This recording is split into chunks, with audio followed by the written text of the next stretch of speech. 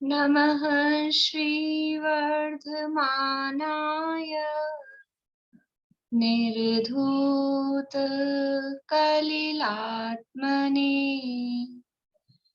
सालोकानां त्रिलोकानां यद्विद्यादर्पणायते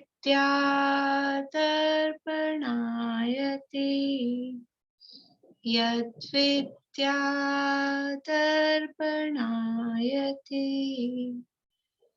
सकल पाप मल प्रक्षालक श्री वर्धमान को करूं नमन लोकालोक प्रकाशित करने जिनकी विद्या है दर्पण जिनकी विद्या है दर्पण।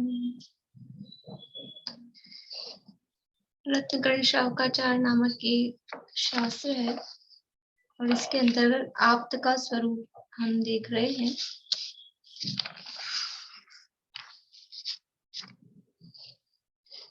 श्लोक सुनाने किसी को?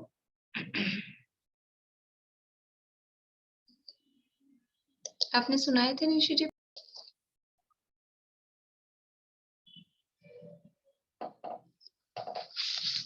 ये अपनी चर्चा यहाँ चल रही है आप्त के स्वरूप के संबंध में और कहा कि 5वां श्लोक है। श्लोक का पाठ कर लेते हैं एक बार। आप्तेनो छिन्न दोषेण सर्वज्ञेनागमेशिना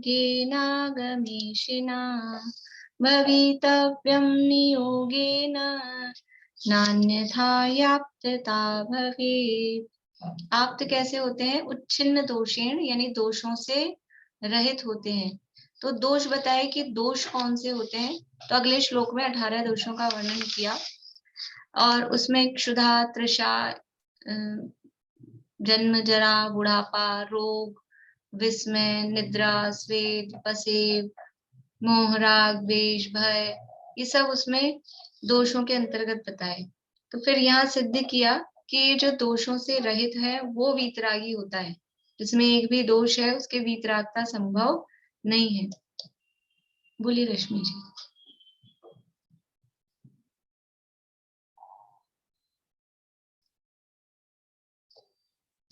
वीतरागता एक बार वो सुनाओ क्या? एक बार आपने जो 18 दोष लिखवाए थे। हाँ सुनाइए। जन्म, जरा, तिरछा, शुदा, विस्मय, आरति, खेद, रोग, शोक, मत, मोह, भय, निद्रा, चिंता, स्वेद, राग, द्वेष, अरु, मरण, युत, ये अष्टादश दोष नाही होत अरंत के सोच विलायक मोष। सोच विलायक मोष। बढ़िया। ये आपने ऐसा लिखाने से बहुत जल्दी याद हो गए। हाँ, लेकिन अब अपने को ऐसे गिन के भी आने चाहिए कि ये दोहा में तो आ गए हैं और इसके आधार से अब अपने को वैसे भी आने चाहिए कि कौन कौन से दोष हैं। अभी दोषों को याद करके फायदा क्या है कि हम ये देखें कि हम जिनको देव मान रहे हैं उनमें कोई ऐसी चीज तो नहीं है। हम किसी जन्म से युक्त जीव को देव मान रहे हों, मरण से युक्त जीव को देव मान रहे हों। हम जिनको देव मान रहे हैं उनके राग है क्या, उनके मोह है क्या, उनको भय लगता है क्या, पसीना आता है क्या। पसीने का बड़ा चमत्कार दिखता है। कहीं भी ये पता लग जाए कि मूर्ति को पसीना आ रहा है। मूर्ति मतलब भगवान। तो भगवान को पसीना आना ये चमत्कार है या ये दोष है? या वो मूर्ति कुछ एक बार तो उसका गणेश जी की मूर्ति का चला था ना, वो दूध पी गई थी। तो वो तो गणेश जी की थी, अपने भगवान भी कहीं ऐसा कुछ पी जाए तो सोचे भगवान ने पी लिया, भगवान ने खा लिया। ये भगवान ऐसे खाते पीते नहीं है, उनको भूख प्यास नहीं लगती, उनके पसीना नहीं आता, वो सोते नहीं है। निद्रा ये दोष है। सोना ये एक दोष है। उनको दुख हो जाए, उनको डर लग जाए, उनके घमंड हो जाए, ये सब, ये तो एक एक दोष को हम देखें तो ये वास्तव में ये तो 18 तो गिनाए हैं। इसके अलावा भगवान बड़े हंसमुख हैं। भगवान हंसमुख होते हैं? प्रतिमा हसमुख होती है, ये भगवान वीतरागी होते हैं। हंसना राग का प्रतीक है, और मुंह लटका के, मुंह सुजा के, रोना मुंह बना के रखना वो द्वेष का प्रतीक है। भगवान वीतरागी होते हैं तो जो उनकी मुद्रा है, जो प्रतिमा है, वो भी सौम्य मुद्रा होती है, वो अंतर्मुख मुद्रा होती है, वो ना रोने की दशा होती है ना हंसने की दशा होती है।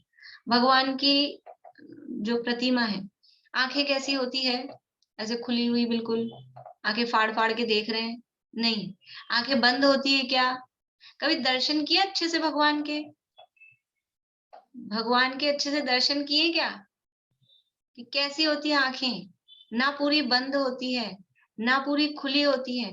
पूरी खुली रखना वो भी राग का या द्वेष का प्रतीक है, आंखें फाड़ फाड़ के देख रहे हैं, जिज्ञासा का प्रतीक है। और पूरी बंद रखना वो समझ लो द्वेष का प्रतीक है कि हमने तो आंखें बंद कर ली, अब जो हो जो। या फिर नींद आ जाए, आंखें पूरी बंद हो, तो वो सही स्थिति नहीं है। तो कैसी है भगवान की आंखें? नासाग्र दृष्टि। नासाग्र दृष्टि का मतलब है आधी खुली, अध खुली, यानी ना बंद है ना खुली है। जगत को देखने की इच्छा नहीं है, इसलिए आंखें फाड़ फाड़ के देख नहीं रहे। और जगत से उदासीन है, द्वेष नहीं है, इसलिए आंखें पूरी बंद नहीं की। तो कहीं आंखें पूरी बंद हो, कहीं आंखें पूरी खुली खुली हो, तो ये भगवान की मुद्रा का स्वरूप नहीं है। 18 तो यहाँ गिनाए हैं, इसके अलावा भी भगवान की मुद्रा कैसी होती है? आशीर्वाद देते हुए होते हैं किसी को। आशीर्वाद देना तो अच्छी बात है ना, इन्हीं आशीर्वाद देना भी राग का प्रतीक है। किसी को आशीर्वाद देंगे तो किसी को श्राप देंगे, तो ना आशीर्वाद देते हैं ना श्राप देते हैं, हाथ पे हाथ रख के बैठे हैं। हाथ पे हाथ धरे ऐसे, करना कुछ न रहा जैसे, देख दशा पद्मासन की, प्रभु के चरण स्पर्शन की। ये भगवान की मुद्रा कैसी है? हाथ पे हाथ रखे हुए हैं, कि क्या बता रहे हैं कि अब उनको कुछ करना नहीं है। और दूसरी क्या बात बता रहे हैं? एक द्रव्य दूसरे द्रव्य का कुछ कर नहीं सकता। ये हाथ है ना, ये हाथ करने के प्रतीक है, कुछ करो हाथों से। तो ये हाथ पे हाथ रख के बैठ गए भगवान। तो वो क्या बता रहे हैं, क्या संदेश दे रहे हैं? कि एक द्रव्य दूसरे द्रव्य का कुछ नहीं कर सकता। हाथ पे हाथ धर के कब बैठते हैं? जब कुछ नहीं कर सकता।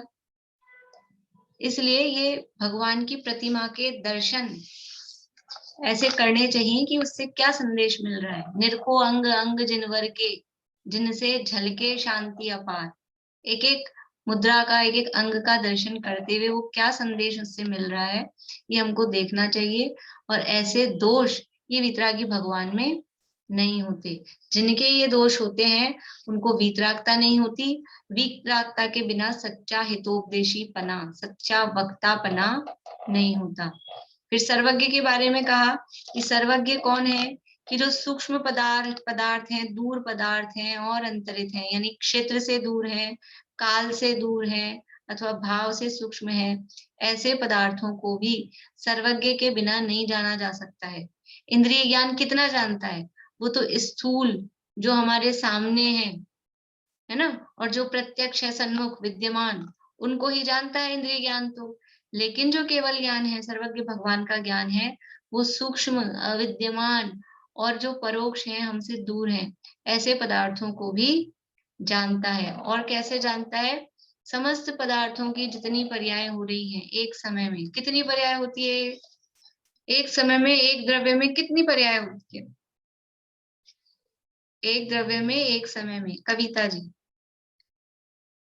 कितनी पर्याय होती हैं?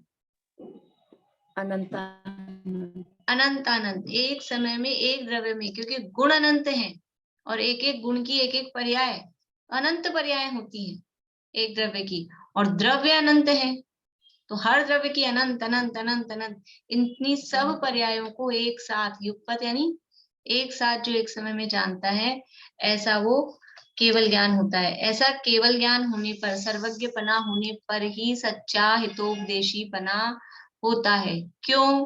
क्योंकि जो सब कुछ नहीं जानेगा तो फिर वो जो कहेगा वो उसकी बात सच्ची कैसे होगी? जो सब कुछ जानता है उसके बाद वो कहता है तो उसकी बात सच्ची होती है। जो वीतरागता के साथ कहता है तो उसकी बात अच्छी होती है, क्योंकि उसमें राग द्वेष नहीं होती। इसलिए वीतरागी सर्वज्ञ भगवान के ही सच्चा हितोपदेशीपना बनता है। ये सारी बात अपन ने कल 4 नंबर पेज पे की थी। अब इसमें नीचे जो प्रश्न है, यहाँ कोई प्रश्न करता है पेज नंबर 4 पे, देखिए नीचे यहाँ कोई प्रश्न करता है, आप्त के 3 गुण 3 लक्षण क्यों कहे? एक निर्दोष ही कहते, एक निर्दोष कहने से ही उसमें समस्त गुण यानी लक्षण आ जाते। निर्दोष कहते तो सारी बात आ जाती। 3 अलग अलग क्यों कहे? वीतरागता, सर्वज्ञता और हितोपदेशिता, ये 3 क्यों अलग अलग कहे? एक निर्दोष कहते तो उसमें सब आ जाते। तो उससे कहते हैं निर्दोषपना। देखो अकेला निर्दोष कहते तो क्या होता? लक्षण होता है ना, लक्षण। ये लक्षण कहे हैं 3, वीतरागता, सर्वज्ञता और हितोपदेशिता। तो जो लक्षण होता है वो दोषों से रहित होता है। कौन से दोषों से रहित होता है? पारुल पता है, याद है? बोलो। अतिव्याप्ति, अव्याप्ति, और वो मतलब सर्वथा ही नहीं, कहीं भी नहीं पाया जाता। असंभव, असंभव। हाँ, लक्षण होता है वो अतिव्याप्ति, अव्याप्ति, असंभव, इन 3 दोषों से रहित होता है। तो अगर हम ये कहेंगे कि जो निर्दोष होता है वो आप्त होता है, तो इसमें क्या ये लक्षण कहीं और भी अप्लाई हो सकता है? कि हो सकता है। निर्दोषपना तो पुद्गल में, धर्म में, अधर्म में, आकाश में, काल में, ये जो भी द्रव्य हैं ये भी तो निर्दोष हैं। इनमें कौन से दोष हैं? पुद्गल, धर्म, आकाश, काल, ये भी बिल्कुल शुद्ध अपने हिसाब से परिणमित कर रहे हैं जो परमाणु है। धर्म, आकाश, काल में तो कोई किसी प्रकार का कोई चक्कर ही नहीं है, किसी के साथ लगावट मिलावट, कोई दोष उनमें नहीं है। तो निर्दोषपना तो उनमें भी आ जाता है, इसलिए अतिव्याप्ति दोष हो जाता। इसलिए अकेला निर्दोषता नहीं कहा। वीतरागता पुद्गल, धर्म, आकाश, काल में है क्या? वीतरागता और सर्वज्ञता, स्पेशली सर्वज्ञता, वो केवल जीव में ही पाई जाती है। इसलिए ये 3 कहे। देखिए उससे कहते हैं निर्दोषपना तो पुद्गल में यानी परमाणु, धर्म, अधर्म, आकाश और काल आदि के भी है। इनके अचेतनपना होने से क्षुधा, तृषा, राग, द्वेष आदि नहीं है। किसी पुद्गल को भूख लगती है, प्यास लगती है, धर्म द्रव्य को, अधर्म द्रव्य को, काल द्रव्य को राग द्वेष होते हैं, पसीना आता है, उसका जन्म होता है काल द्रव्य का, आकाश द्रव्य का, उसको भय होता है, उसको विस्मय, शोक, अरति कुछ होते हैं? नहीं होते। अतः निर्दोषपना कहने से इनके भी आप्तपने का प्रसंग आ जाता। आप्त निर्दोष तो होता ही है, सर्वज्ञ भी होता है। यदि निर्दोष और सर्वज्ञ ये 2 ही आप्त के गुण कहें तो क्या दिक्कत है? ये 2 कह दो, 3 क्यों कह रहे हो? हमको तो कम से कम में काम ऐसा लगता है कि जैसे 3 याद करने में बड़ा भारी वजन पड़ रहा है, तो कम करना चाह रहा है। पहले बोलता है 1 ही कह देते, फिर 1 से पार नहीं पड़ी तो बोलते 2 कह देते, वीतरागता और सर्वज्ञता। तो यदि ये 2 ही आप्त के गुण कहें तो भगवान सिद्धों के भी आप्तपना का प्रसंग आ जाता। फिर तो जो सिद्ध भगवान है वो भी वीतरागी और सर्वज्ञ हैं, फिर उनको भी आप्त कहना। लेकिन ऐसा कह देते फिर क्या दिक्कत है? सिद्ध भगवान को आप्त कहने में क्या दिक्कत है? सिद्ध भगवान को आप्त कह देते तब सच्चे उपदेश का अभाव आ जाता, क्योंकि सिद्ध भगवान तो उपदेश देते नहीं। क्यों नहीं देते हैं सिद्ध भगवान उपदेश? सिद्ध भगवान उपदेश क्यों नहीं देते? वो भी दे देते कि उपदेश देने के लिए एक शरीर चाहिए, वाणी चाहिए, ये चाहिए ना। तो सिद्ध भगवान के न वाणी है, न शरीर है, न कोई कर्म है। भवि भागन वच जोगे वशाय, भव्य जीवों के भाग्य से और आपके वचन योग से वाणी खिलती है। भगवान की वाणी, उसमें वचन योग, आत्म प्रदेशों का परिस्पंदन वो वचन के निमित्त से जो होता है, वो वचन योग उसमें कारण बनता है। सिद्ध भगवान के योग ही नहीं है, 14वें गुण स्थान में अयोगी हो गए, सिद्ध भगवान भी अयोगी है। इसलिए अगर सिद्ध भगवान को हम आप्त कहते तो फिर उपदेश कौन देता? फिर उपदेश देने वाले का अभाव हो जाता। इसलिए अनंत भगवान वीतरागी, सर्वज्ञ और हितोपदेशिता उसमें साथ में रखा। समझ में आया? पहला तर्क क्या दिया कि आप अकेला निर्दोषपना यानी वीतरागता कहते, बाकी सर्वज्ञ और हितोपदेशी क्यों कहा आप्त के लिए, तो कहा अकेला वीतरागता या निर्दोषपना आप्त का गुण या लक्षण कहते तो बाकी के 5 द्रव्य भी आप्त हो जाती, और अगर वीतरागता और सर्वज्ञता ये 2 आप्त के लक्षण कहते, जो वीतरागी और सर्वज्ञ हो वो आप्त हैं, ऐसा यदि हम परिभाषा बनाते तो फिर सिद्ध भगवान भी आप्त हो जाते, फिर सिद्ध भगवान आप्त हो जाते तो उपदेश कैसे मिलता। आप्त का मुख्य लक्षण है कि जिससे उपदेश हमको मिल सके, इसलिए हमने 3 लक्षण कहे, वीतरागता, सर्वज्ञता और हितोपदेशिता, और वो अरहंत भगवान के, तीर्थंकर परमात्मा के वो संभव है। देखिए, आप्त निर्दोष तो होता ही है, सर्वज्ञ भी होता है। यदि निर्दोष और सर्वज्ञ ये 2 ही आप्त के गुण कहें तो भगवान सिद्धों के भी आप्तपना का प्रसंग आ जाता, तब सच्चे उपदेश का अभाव आ जाता। इसलिए निर्दोष, सर्वज्ञ और परम हितोपदेशकता, इन 3 गुणों सहित देवाधिदेव परम औदारिक शरीर में स्थित भगवान सर्वज्ञ वीतराग अरहंत को ही आप्तपना है, ऐसा निश्चय करना योग्य है।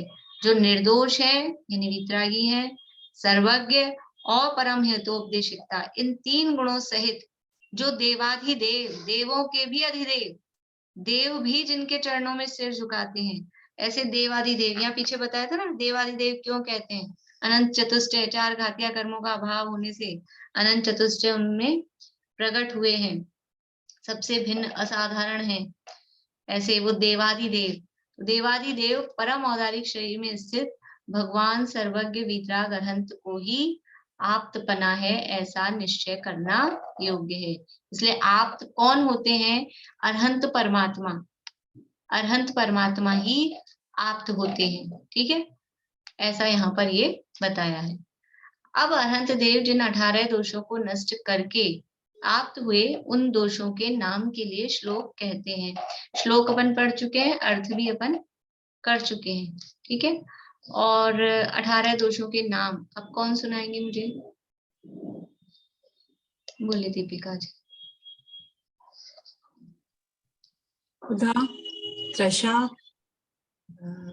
बुढ़ापा, व्याधि, जन्म, मृत्यु, भय, गर्व, राग, द्वेष, चिंता, आरति, निद्रा और विस्मय, विषाद और स्वेद और खेद। बढ़िया। देखिए, एक इसमें दोष है आश्चर्य। भगवान को आश्चर्य क्यों नहीं होता, आश्चर्य का विस्मय, विस्मय अपने को आश्चर्य होता है, विस्मय भगवान को क्यों नहीं, ये विस्मय दोष क्यों है, अच्छी बात है ना, अरे वाह ऐसे आश्चर्य हुए, क्या गजब क्या गजब, अपने को ऐसा आश्चर्य होता है, भगवान को ऐसा हो तो उसको दोष क्यों कहा, बोले सुनीता आंटी। वो तो पहले से सब जानते हैं, 3 लोग 3 काल की बातें जानते हैं, तो आश्चर्य होगा ही नहीं उन्हें। बढ़िया। आश्चर्य जब होता है जब हमको पता नहीं होता। आश्चर्य कब होता है कि अपन पहली बार कोई चीज देखो, अपने को पता नहीं है, तो वो ऐसा है, ऐसा आश्चर्य होता है, आंखें फटी फटी रह जाती है, ऐसा आश्चर्य होता है। लेकिन वो सब जानते हैं, भूतकाल में जो हो चुका वो, भविष्य में जो होने वाला है वो, वर्तमान में जो हो रहा है वो, सब जानते हैं। जब पहले से सब पता है फिर आश्चर्य होता है, फिर आश्चर्य होता है। अपने को पता है बच्चा गेट के पीछे छुपा हुआ है और वो अपने को भौंक करेगा, अपने को पता है, तो फिर अपने को वो अपन आते हैं और फिर वो भौंक करता है तो अपने को डर लगता है। हाँ, अपन उसको दिखाने के लिए, भले ही मन बहलाने के लिए उसको, हाँ हम डर गए ऐसा दिखा दो, लेकिन अपने, हाँ, और अपने को पता नहीं होता कि गेट के पीछे वो छुपा है और फिर वो अपने को डराए, तब अपने को आश्चर्य होता है, अरे डर, ऐसा होता है कि हाँ कोई है। तो जब पहले से ही सब पता है तो फिर आश्चर्य होने वाली बात ही नहीं है। इसलिए भगवान को आश्चर्य नहीं होता, विस्मय नहीं होता। हाँ भाई, और कौन सुना रहे, बोली मीनू दीदी। जन्म जरा तिरखा शुदा, विस्मय आरद खेद, रोग शोक मद मोह भय, निंद्रा चिंता स्वेद, राग द्वेष अरु मरण जुत, ये अष्टादश दोष, नहीं होत जिस जीव को सो अरिहंत हो। वो मैंने वो पहले वाला याद किया। निद्रा है, निद्रा, निंद्रा नहीं है। निंद्रा तो वर्ड ही नहीं होता, या हाँ तो फिर सॉरी, निंदा होता निद्रा, है या फिर निद्रा। हाँ निद्रा। ठीक है, बढ़िया। जन्म जरा तिरखा क्षुधा, विस्मय आरत खेद, रोग शोक मद मोह भय, निद्रा चिंता श्वेत, राग द्वेष अर मरण जुत, ये अष्टादश दोष, नाही होत अरिहंत के, सो छवि लायक मोस। इसमें है ना ऐसे गिनना आना चाहिए अपने को, जन्म जरा तिरखा शुदा, तब तो ठीक है, नहीं तो पता नहीं चलेगा कौन से हैं दोष। ईशा कब सुनाओगे? कल परसों में सुना दोगे? ठीक है। देखिए अब यहाँ पर ये जो दोष यहाँ बताए हैं 18 दोष, इन 18 दोषों को लेकर या श्वेतांबर मत समालोचना कर रहे हैं। मतलब कि इन 18 दोषों में से कुछ चीजों को श्वेतांबर मत वाले वो भगवान में मानते हैं, तो उनका यहाँ समालोचना है, उनको देख रहे हैं कि ये अगर आप ऐसा मानते हो, ऐसा कहते हो, तो किस तरह से सही हो सकता है या नहीं हो सकता है, ये यहाँ पर डिस्कशन किया गया है। क्योंकि कुछ मान्यताएं ऐसी हैं जहां मतलब वो भेद पड़ता है, तो वो क्या मानते हैं श्वेतांबर मत में मुख्य मुद्दा जो है कि वो केवली भगवान को, अनंत भगवान को कवलाहार मानते हैं। कवलाहार का मतलब है जैसे हम भोजन करते हैं ना, ऐसे वो भोजन करना मानते हैं। तो ये किसी भी रूप में संभव नहीं है। केवली भगवान के आहार वो हम भी मानते हैं, तो वो आहार वर्गणाओं का ग्रहण होता है, परमाणुओं का ग्रहण होता है, उसको भी आहार कहते हैं, नो कर्माहार कहते हैं। उस रूप में अगर आप मानो तो ठीक है, लेकिन वो उस रूप में नहीं मानते हैं। वो कवलाहार, कवलाहार का मतलब जैसे कवल यानी घास कर करके भोजन जो हम करते हैं उसको कवलाहार कहते हैं। तो वैसा आहार वो अनंत भगवान के संभव नहीं है। क्यों संभव नहीं है उसके यहाँ पर तर्क आदि देंगे, क्योंकि आहार करने के लिए वो उस तरह की क्षुधा लगना या भूख, असाता वेदिनी शुदा असाता वेदिनी का उदय वो होना चाहिए। तो अपन परीक्षाओं के संबंध में भी पढ़ के आए हैं कि केवली भगवान के वो असाता का इतना तीव्र उदय और उदीरना वो वहां पर नहीं होता है। इसलिए भोजन करने वाली बात, जैसे हम भोजन करते हैं इस तरह से भोजन करने वाली बात उनके नहीं बनती है। और भी कई बातें हैं, कई मुद्दे हैं, तो यहाँ वो सारी बातें यहाँ तर्क वितर्क करके उठाया है। पढ़ते हैं अपन, पेज नंबर 5 है श्वेतांबर मत समालोचना। और ये 18 दोषों के नाम मैं सुनती रहूंगी बीच बीच में आप लोगों से, सभी को याद करने और सभी को सुनाने, ठीक है। और जब तक पक्के नहीं होते रोज बोलने हैं सबको, भले ही मैं सुनूं या ना सुनूं। आपको फोन करते ना एक दूसरे को, इधर उधर की फालतू की बातें करते हैं, तुमने क्या बनाया, मैंने क्या बनाया, सर्दी बहुत हो रही है, तो इससे अच्छा है कि एक दूसरे को फोन करके तुम मेरे से सुनो, मैं तुमसे सुनती हूँ, ऐसा एक दूसरे को सुना दो। क्योंकि मैं तो सुनूंगी ही, लेकिन मेरे को एक बार सुना दिया फिर क्या हुआ, फिर भूल गए, तो एक दूसरे को ये सुना सकते हैं अपन। बोलिए नेहा जी। 18 दोषों के नाम सुनाऊंगी आपको। क्षुधा, तृषा, जरा, आतंक, जन्म, अंतक, भय, स्मेह, मोह, राग, द्वेष, चिंता, अनिद्रा, अरति, विषाद, विस्मय, स्वेद, खेद। अनिद्रा नहीं, निद्रा है।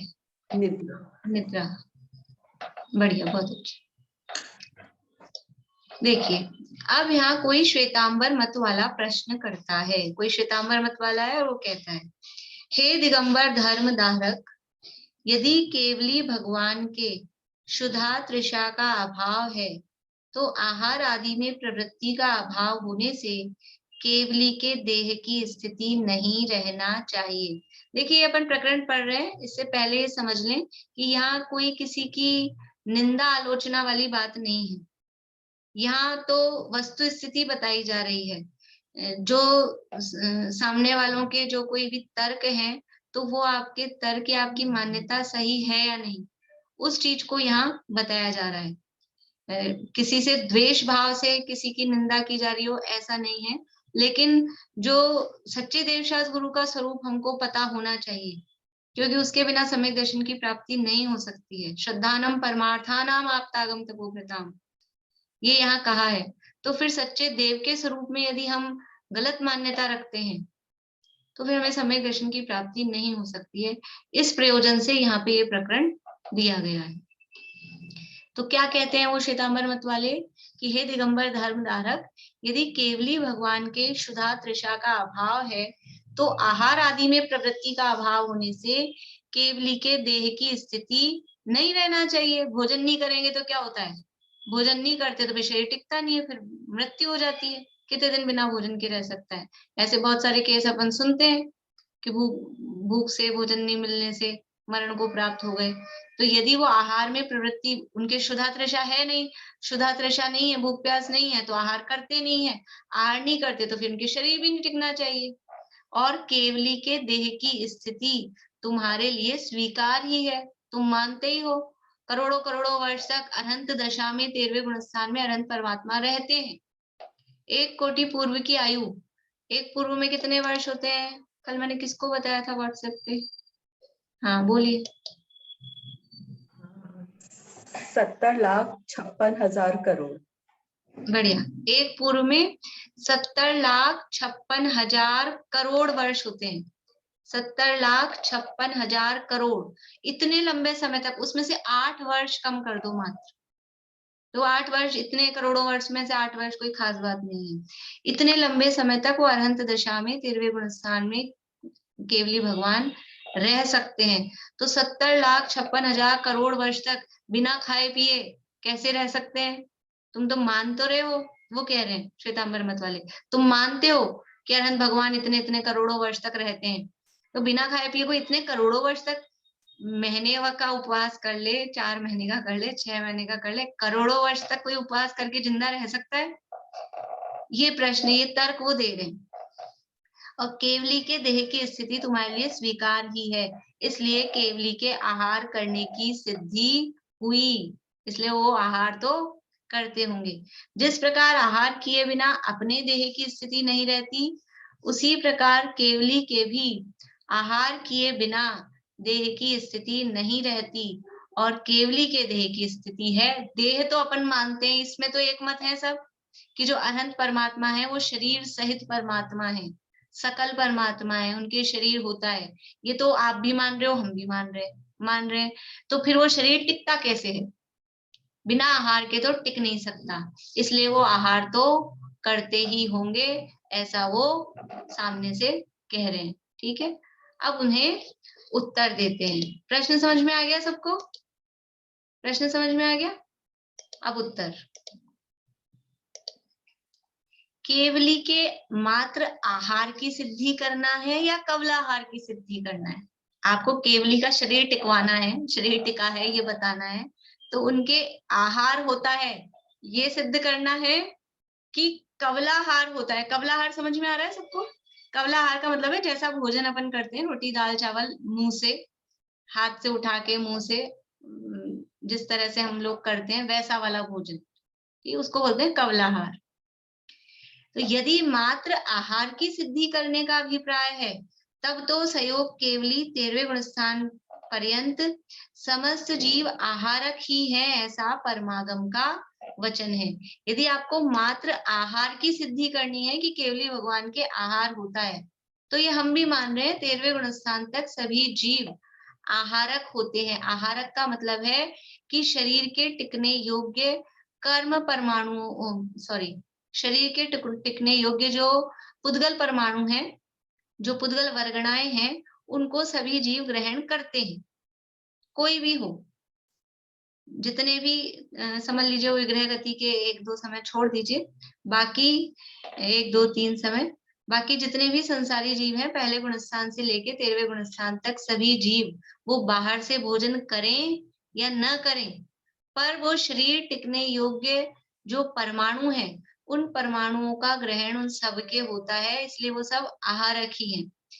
जैसे हम लोग उपवास करते हैं, यदि यदि भोजन से जीवन चलता हो, यदि भोजन करने से ही जिंदा रहते हो, तो फिर उपवास करने पर हम जिंदा कैसे रह पाते हैं?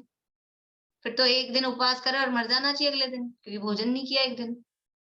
लेकिन 1 दिन का, 2 दिन का, 10 दिन का, 1 महीने का, 6-6 महीने का, इस तरह के उपवास देखने में आते हैं, तो वो टिकता है। तो कैसे टिक रहा है कि वो शरीर अपने योग्य बाहर से, वातावरण से वो वर्गणाएँ मतलब पुद्गल, शरीर की स्थिति योग्य पुद्गल ग्रहण करता है।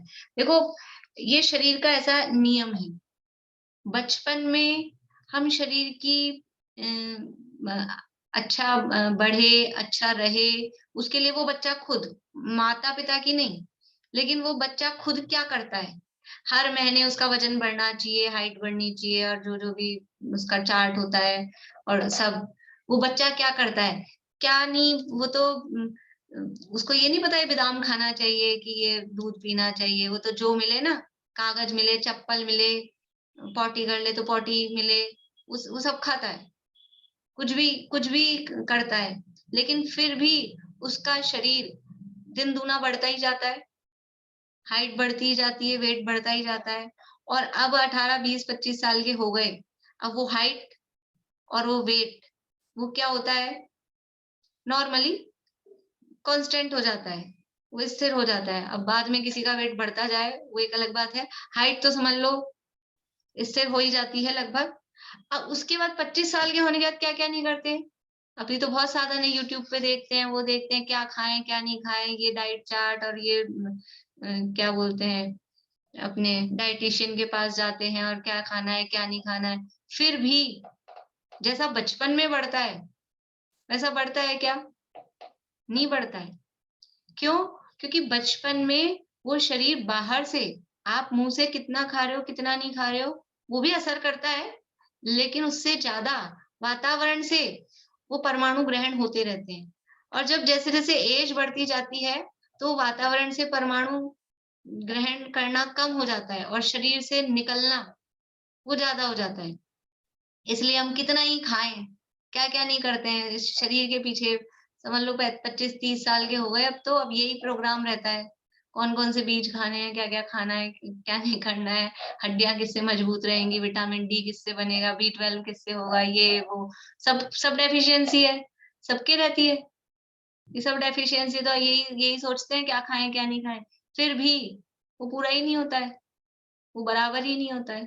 तो ये जो हम वातावरण से ग्रहण करते हैं, इनको बोलते हैं नो कर्म वर्गणा।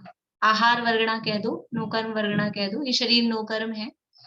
तो वो, और सरल शब्द किसी को ये शब्द भी नहीं आ रहा है, तो वो पुद्गल परमाणु, ये तो समझ में आता है। पुद्गल परमाणु वो वातावरण से ग्रहण करते हैं। तो जो भी कोई जीव है संसार में, वो अरहंत भगवान तक लेके, संसारी हम लोगों से लेके अरहंत भगवान तक सभी जीव ऐसे 9 कर्म वर्गणाओं को, ये पुद्गलों को ग्रहण करते ही रहते हैं। उसको भी आहार बोलते हैं। ये जो वर्गणाओं को ग्रहण कर रहे हैं, उसको भी आहार बोलते हैं। तो ऐसा आहार तो हम मानते हैं। अनंत भगवान के यदि आप आहार कहना चाह रहे हो, तो ऐसा आहार तो हम भी उनके मानते हैं कि पुद्गल वर्गणाओं का ग्रहण अनंत भगवान के शरीर में भी होता रहता है। ठीक है? ये बात यहाँ पर कह रहे हैं। केवली के मात्र आहार की सिद्धि करना है या कवलाहार की सिद्धि करना है? यदि मात्र आहार की सिद्धि करने का अभिप्राय है, तब तो संयोग केवली 13वें गुणस्थान पर्यंत समस्त जीव आहारक ही हैं। आहारक यानी आहार करने वाले। और वो आहार मतलब कौन सा? वो जो पुद्गल परमाणुओं को ग्रहण करना है, वो वाला आहार। तो सभी जीव आहारक ही है, ऐसा परमागम का निजनवाणी में ऐसा कहा है। एक इंद्रिय से लगाकर संयोगी पर्यंत, एक इंद्रिय और संयोगी। देखिए, हो सकता है कुछ लोग अब ऐसे हों जिनको एक इंद्रिय और संयोगी जिनके नहीं पता हो। समझते हैं सभी लोग? एक इंद्रिय मतलब जिनके केवल एक ही इंद्रिय है, स्पर्शन इंद्रिय। ऐसे पृथ्वी का एक, जल का एक, अग्नि का एक, वायु का एक, वनस्पति का एक, ये जो जीव है वो एक इंद्रिय जीव है। और संयोगी, ईशा, संयोगी यानी नहीं पता? सहयोगी यानी निशा जी, सहयोगी यानी सहयोगी केवली मैम, जो हाँ, सहयोग जो केवली सिद्ध मतलब भगवान, कौन? सिद्ध भगवान बन गए जो, उस आर्यंत भगवान। हाँ, सहयोग अयोग, केवली यानी हाँ, अनंत भगवान, अर्थ ठीक है। भगवान, और अयोग हाँ, केवली मानी सिद्ध भगवान। अयोग केवली मतलब सिद्ध भगवान नहीं है, अयोग केवली मतलब भी अनंत भगवान है। सहयोग केवली और अयोग केवली दोनों अनंत सिद्ध हो भगवान के गए, ही नाम हैं। सिद्ध हो गए। सिद्ध नहीं है इनमें दोनों में, ठीक है। हाँ, और सहयोग केवली है 13वें गुण स्थानवर्ती अनंत भगवान, अयोग केवली है 14वें गुण स्थानवर्ती अनंत भगवान। तो अभी यहाँ सहयोगी मतलब अनंत भगवान तक इतना समझना। तो एक इंद्रिय से लगाकर सहयोगी पर्यंत यानी अनंत भगवान तक, यानी एक इंद्रिय से लेकर, तो एक इंद्रिय, दो इंद्रिय, तीन इंद्रिय, चार इंद्रिय, असैनी पंचेंद्रिय, सैनी पंचेंद्रिय, नारकी, तिर्यंच, मनुष्य, देव, ये सब। और फिर गुणस्थानों में ऊपर बढ़ो, पहला, ये तो सब पहले वाले हो गए। फिर दूसरा, तीसरा, चौथा, पांचवा, छठा, सातवां, आठवां, नवां, 10वां, 11वां, 12वां, 13वां, वहां तक सभी क्या है? सभी जीव समय समय में सिद्ध राशि के अनंतवें भाग और अभव्य राशि से अनंत गुणे कर्म परमाणु और नो कर्म परमाणुओं को निरंतर ग्रहण करते रहते हैं। अभी कौन कौन भोजन कर रहा है? कुछ लोग करके बैठे होंगे, कुछ लोग बाद में करे होंगे, अभी तो कोई नहीं कर रहा है ना। जिनवाणी सुनते समय भोजन नहीं करना चाहिए, खाना पीना नहीं चाहिए जब हम जिनवाणी पढ़ रहे हैं, सुन रहे हैं। इसलिए अभी तो कोई भी भोजन नहीं कर रहे हैं, बिल्कुल भी। लेकिन फिर भी आहार इस समय हम, अब भोजन तो वो लगता है अपने को रोटी दाल चावल। आहार कौन कौन कर रहा है इस समय? कि आहार वर्गणाओं का ग्रहण हम इस समय भी कर रहे हैं।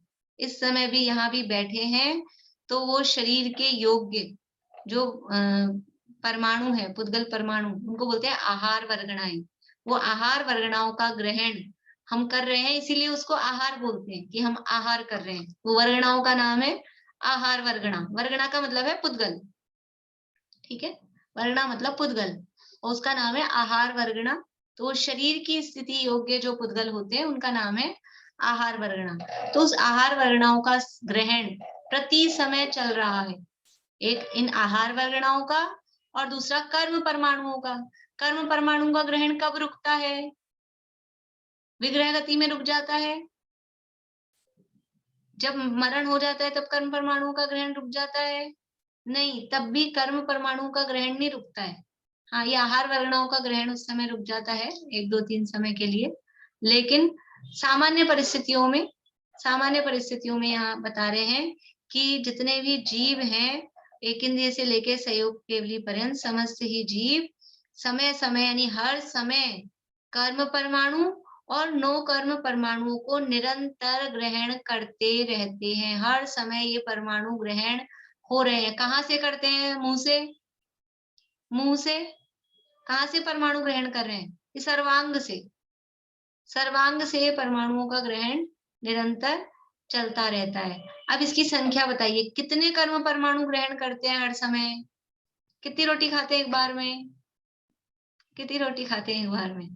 2 3 4 5, जिसकी जितनी डाइट हो। ये परमाणु कितने ग्रहण करते हैं हर समय? प्रति समय अनंत अनंत, 1 2 3 4 रोटी नहीं, अनंत परमाणु हर समय ग्रहण कर रहे हैं। फिर भी देखो कैसा पेट है, भरता ही नहीं है। हर समय अनंत परमाणु ग्रहण हो रहे हैं, क्यों नहीं भर रहा है? हर समय अनंत ग्रहण करते हैं, हर समय ही अनंत निकलते जाते हैं। ऐसे ये साइकिल चलता रहता है। तो प्रति समय जीव अनंत कर्म परमाणु और अनंत आहार वर्गणा रूप पौद्गलिक परमाणु, अनंत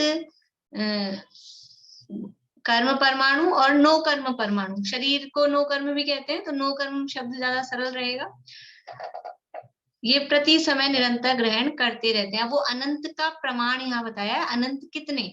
तो कहा सिद्ध राशि के अनंतवें भाग और अभव्य राशि से अनंत गुणे, ठीक है। जितने सिद्ध हैं, सिद्ध बहुत ज्यादा, देखो अनंत होता है ना, अनंत ये एक संख्या है, और उस अनंत के अनंत भेद हैं।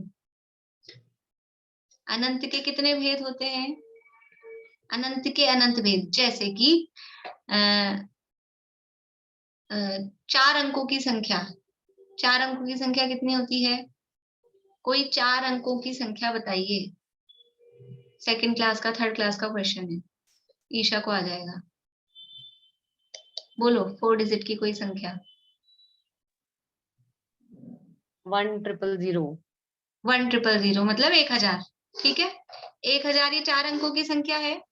लेकिन क्या ये 4 अंकों की संख्या केवल 1000 ही हो सकती है?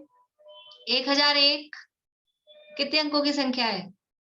वो भी 4 अंकों की। 1002, 1003, 1004, 1100, 1200, 1500, 2000, 4000, 6000, 10,000, 9999।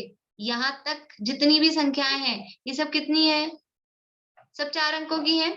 1000 से लेके 9999 तक की सारी संख्याएं वो 4 अंकों की संख्या है।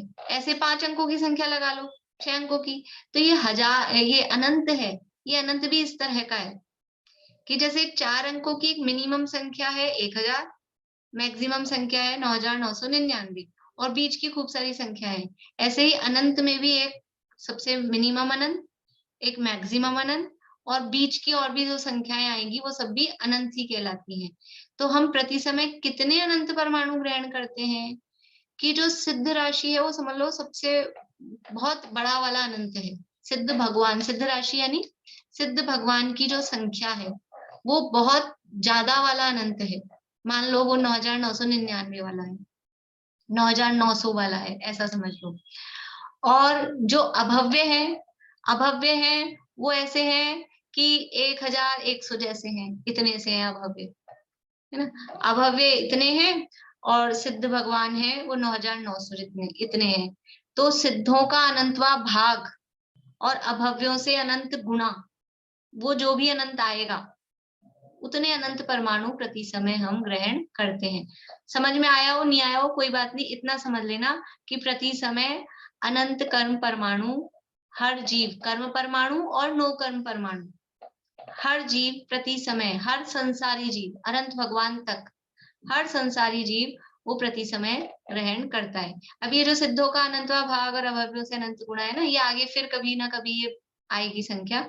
तो अभी जितना आया हो उतना आया हो, कोई बात नहीं, ज्यादा टेंशन नहीं लेना, फिर आ जाएगा समझ में। बोलिए नहीं। यहाँ पे मैम ये अभव्य राशि ही क्यों ली गई है? क्योंकि अभव्य जो संख्या है ना, अभव्य है वो छोटा अनंत है।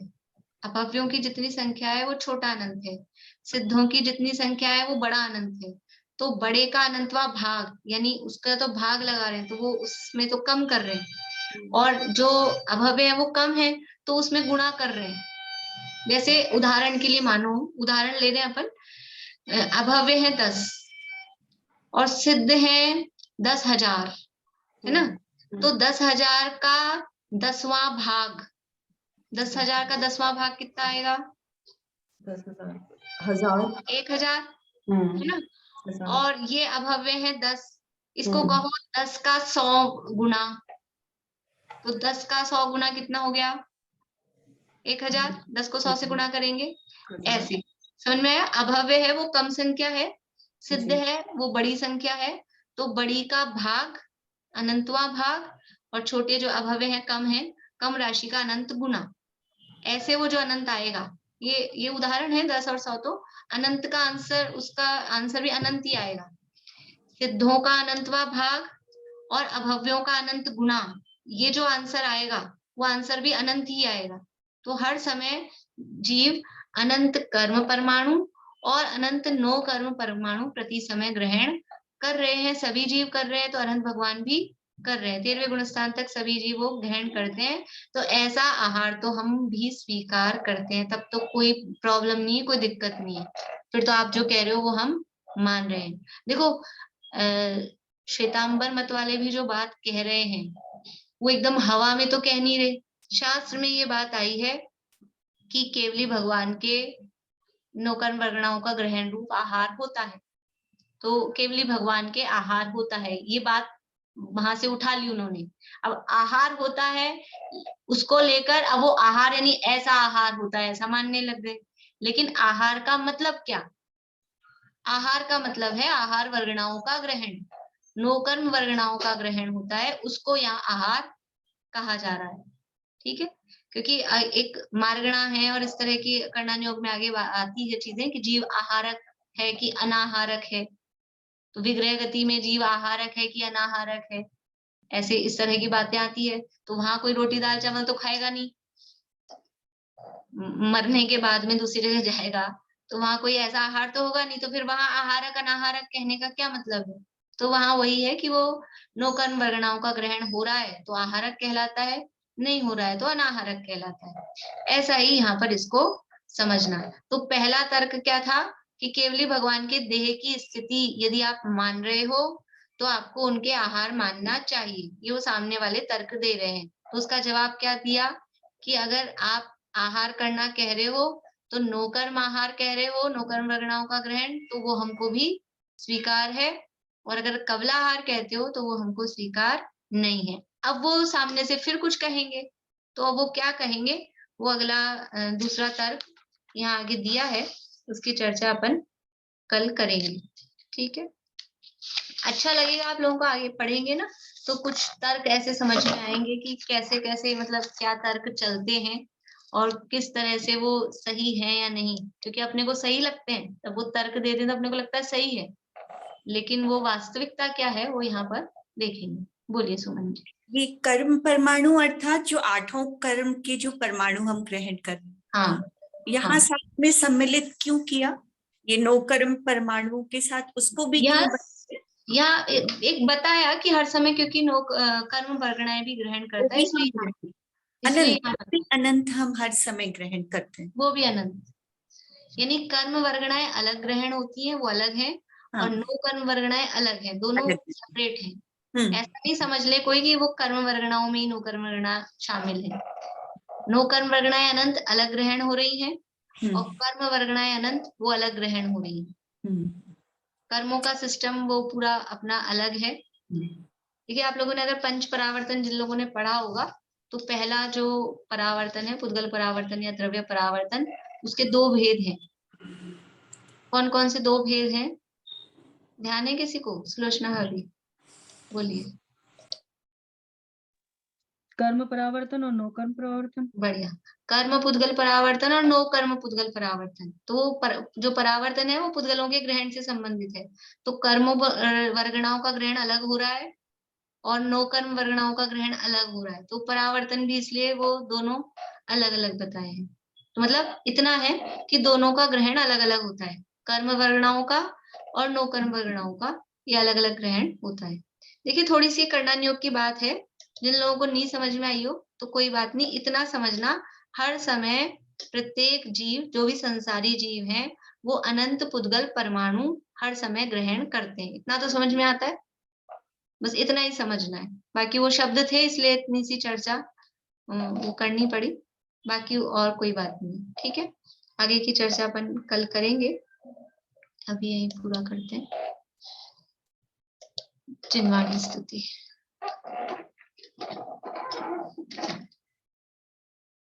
या जग मंदिर में अनिवार्य अज्ञान अंधेर छयो अति भारी, श्री जिनकी धुनि दीप शिखा, समझो नहीं होत प्रकाशन हारी, तो किस भांति पदारथ पाती, कहाँ लहते रहते अविचारी, या विधि संत कहे धनी है जिन वैन बड़े उपकारी।